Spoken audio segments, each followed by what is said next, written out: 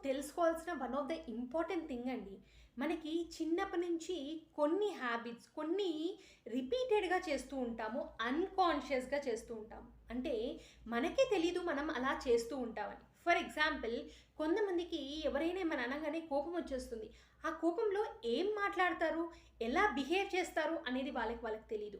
కొంతమందికి ఆకలేసినప్పుడు ఎవరు కనిపిస్తే వాళ్ళని అరిచేస్తూ ఉంటారు. కొంతమంది ఏదైనా వాళ్ళు ఎక్స్‌పెక్ట్ చేసినట్టు అవ్వకపోతే ఎదుటి వాళ్ళని బ్లేమ్ చేస్తూ ఉంటారు. ఇవన్నీ ఏందంటే వాళ్ళలో ఒక అన్‌కాన్షియస్ ప్యాటర్న్స్‌గా ఫార్మ్ అయిపోయేది. ఎప్పుడైతే మనం అన్‌కాన్షియస్‌గా ఈ ప్యాటర్న్స్ మనం ఈ బిహేవియర్‌ని కంటిన్యూ చేస్తూ ఉంటే మన సబ్‌కాన్షియస్‌లో ఇది ఒక స్ట్రాంగ్ ప్యాటర్న్స్‌గా ఫార్మ్ అయిపోతూ ఉంటుంది.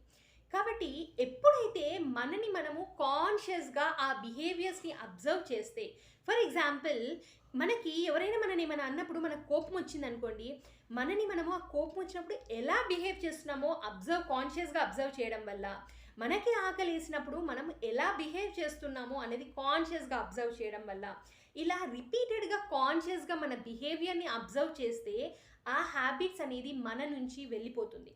సో, సీయింగ్ ఈజ్ ఫ్రీయింగ్ అన్నారు. ఎప్పుడైతే మనని మనము కాన్షియస్‌గా అబ్జర్వ్ చేస్తామో, ఆ హ్యాబిట్స్, ఆ ప్యాటర్న్స్ మన నుంచి వెళ్ళిపోతుంది.